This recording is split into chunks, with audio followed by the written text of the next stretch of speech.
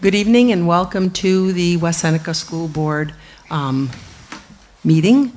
It's a general meeting of the month, and we'd like to welcome everybody back from the holidays, and I'm sure everybody's looking forward to the opening up of schools and to send the kids back to the place where they probably learn the best, in the buildings. So if we could have the pledge to the flag. Ed, could you lead us in the pledge?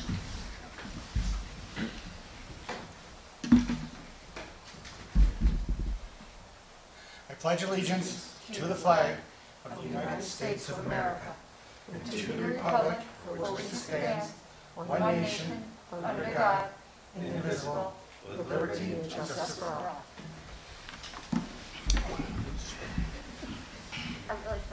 Okay, and we'll have the superintendent report. So, Mr. Bystrat. Thank you, Mrs. Beers. Welcome back, everyone. I hope everybody enjoyed the holidays. I know I did. Obviously unusual and a little more low-key, but nonetheless great to spend time with the kids and the families. So, obviously, I guess to piggyback on what Mrs. Beers had said, very excited to be welcoming our students back to the buildings next week. We do have a few students, some of our students in our self-contained programming. They're starting up this Thursday, but then after that, it's going to be everybody coming back on Monday. So, speaking with our building administrators and others from around the district, we're ready to go. I think it's going to be a very smooth and good start to the year.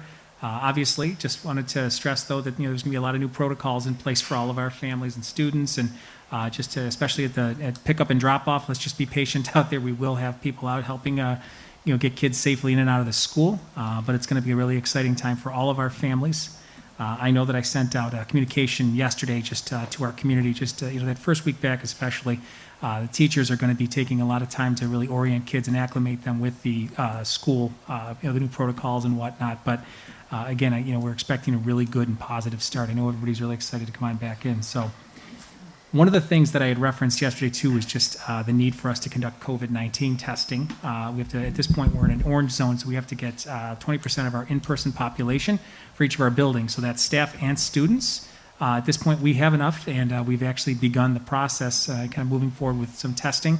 Again, just encouraging all of our families to strongly consider providing consent for their children to be tested. So just as everybody, I think, knows by this point, we need to be able to maintain, if we're in orange or even yellow for that matter, we do have testing requirements in order to keep the buildings open. And they look at it on a building-by-building basis. So we actually, at a certain percentage, in many cases in the mid to upper 30s of parents consenting for their kids to get tested in a lot of our buildings. And I know we received several hundred actually additional consents since the last time that we kind of tallied up all the numbers. So I think we're trending in a good direction. Again, the tests are not invasive. It's just a very brief little nasal swab. So I was going to ask our assistant superintendent for exceptional education, Mrs. Fowler, to come up and just to do maybe a 60-second nutshell, just kind of describing what our testing protocol is going to be. I know we sent out some communications, but sometimes it's helpful to have a little bit of context for everyone. So, Mrs. Fowler.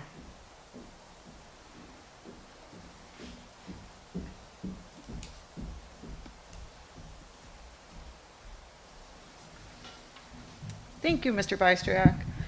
So the testing has been a new endeavor, as we all can imagine. We've never thought that we'd be testing in our schools, but I think we're in a really good spot. We started testing today in some of our buildings with some of our staff. So how the process has worked thus far is we did go through the randomization process based on all of the consents that we received. Those who have been randomly selected received a letter in the mail from the district indicating that their child was selected.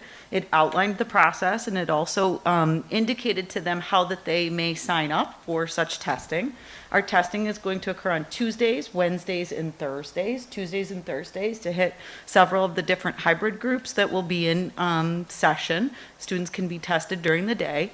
And on Wednesdays, we will be able to test staff during the day, as well as test students in an evening or a late afternoon opportunity. So we set up 2 sites across the district, one at West Senior and one at East Senior, to allow parents to come with their child for such testing.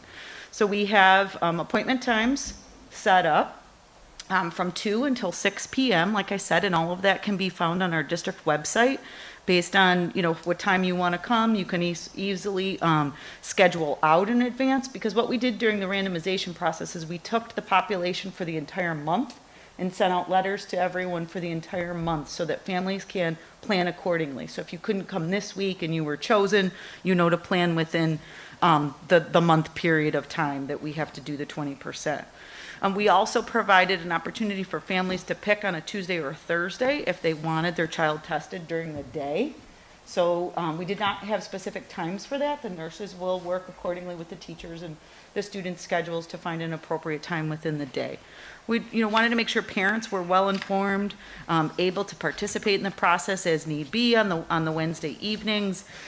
Also just want to say that there is a district COVID-19 testing page on our website that includes frequently asked questions. It includes the consent forms for both students and staff. It also includes a short video of what the Binax test will look like. Just gives a lot of information that, I urge families and to take a look at that. And if they have any questions or concerns, feel free to call their school nurse, their building principal, and I've also received some emails from families too with some questions. So we're just looking forward to getting it underway and being able to keep our students in session and keep up with this New York State mandate. Thank you, Mrs. Fowler. I appreciate it. Just Jackie, before you go, did anybody have any questions before? Well, Jackie's still at the mic. It's okay if you don't. I know that she sent out a lot of communications about it, but I wanted to give the opportunity. Great. Okay, thank you. And obviously, this is a new process for us, so it's going to evolve over the next, few weeks there to the extent that we have to continue testing. So, thank you, Mrs. Fowler. I appreciate it. I think that's pretty much all I have for this evening. Okay, and also to give the board some dates of what's going on with us.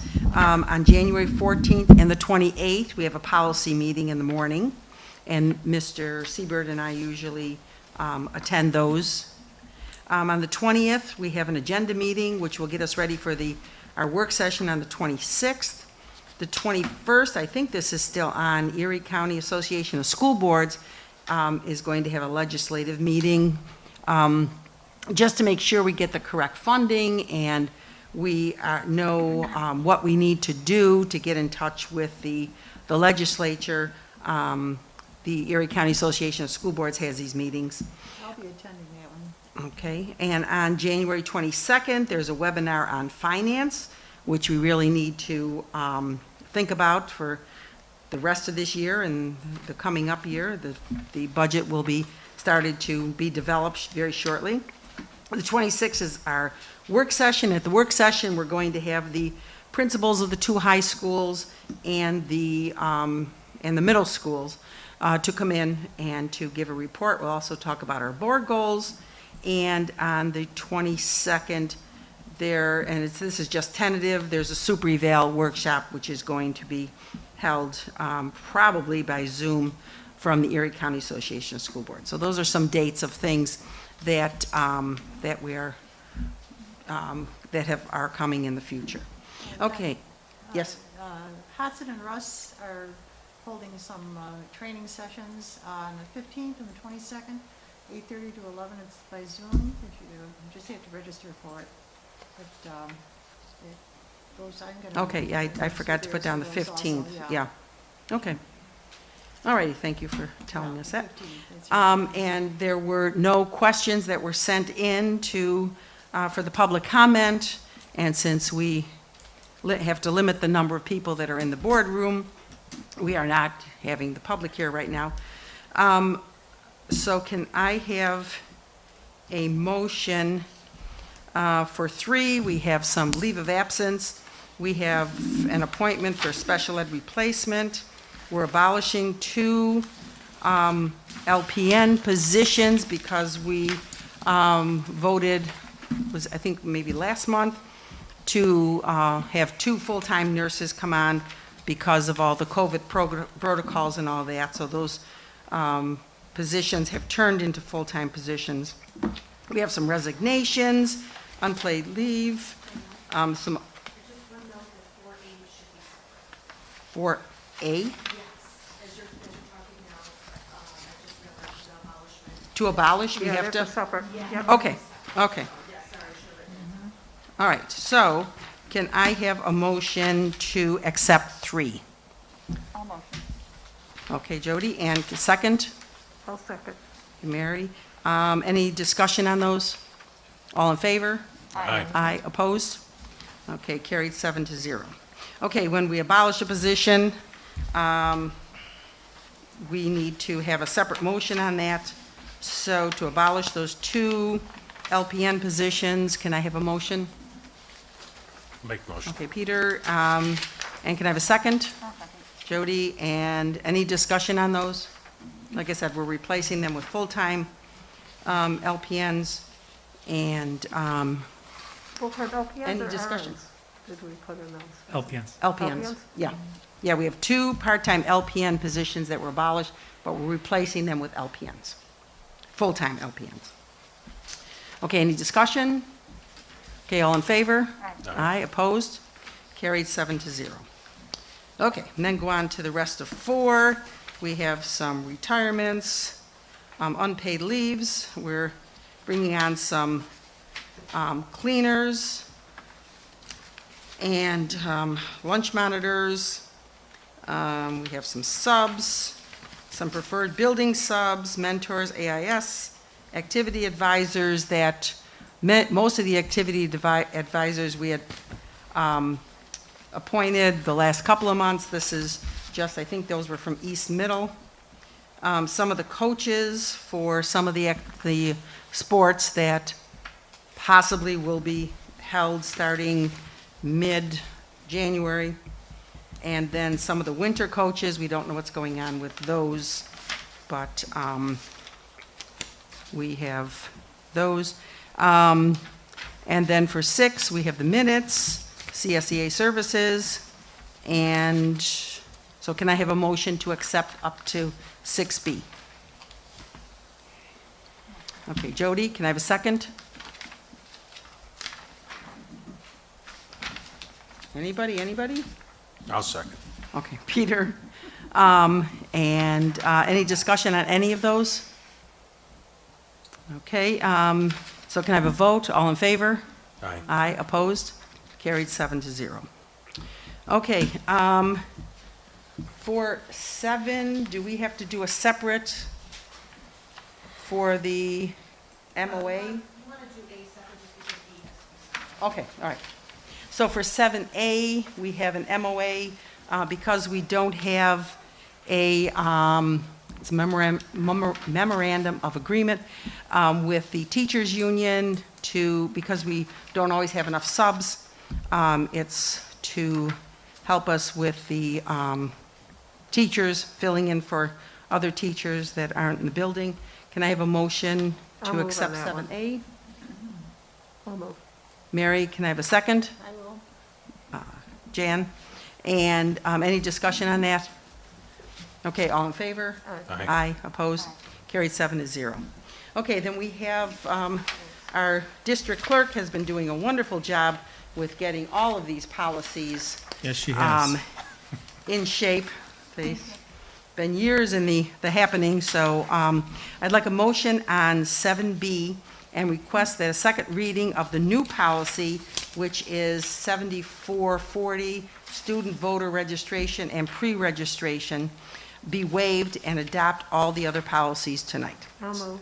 Mary, and can I have a second? Jody, any discussion on those? Okay, all in favor? Aye. Aye, opposed? Okay, carried 7-0. And then we have some revision of the student calendar. There's a couple that were going to be half-days that we've made into full days, so make sure you check those, and I'm sure the individual schools have sent out information on those. And for 7D, the capital improvement, we have an amendment and some change orders. And for 7G,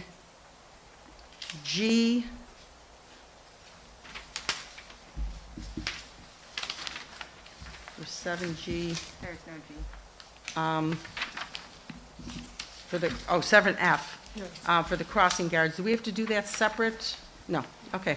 Okay, so for all the rest of 7, and for the financial reports, Can I have a motion to accept all those? I'll make the motion. Hey, Peter, can I have a second? A second. Larry, any discussion on any of those? Well, the change orders are not all bad, I suppose, so. Yeah, we've got some, Some are pluses. some, yeah, Some savings. That's why I'm voting yes, Some- guys. yes. Because we have some pluses. some savings. Yeah, and the one we saved $200,000, That's almost right. $300,000, I so, thought that was pretty good. yes. That was So like a- COVID has helped us in some cases because a lot of this stuff has gone much faster than we had expected. Did you have a question? No, I got it. I figured it Okay. out. So any other discussion on any of those? Any discussion, comments? Okay, can I have a vote on those? All in favor? Aye. Aye, opposed? Carried 7-0. And then for 8, we have our informational documents.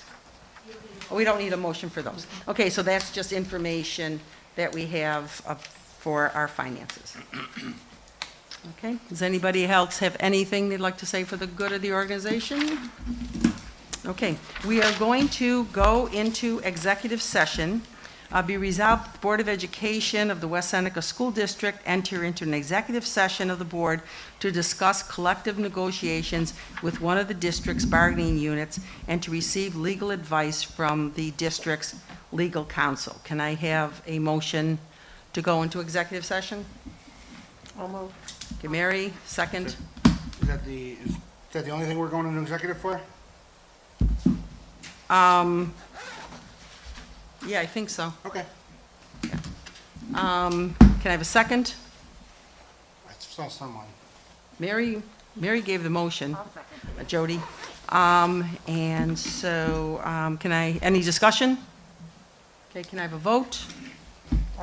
All in favor? Opposed? Carried 7-0. We may be back after the executive session. So, so everybody have a good evening and be safe and enjoy the kids being back in school. Thank you.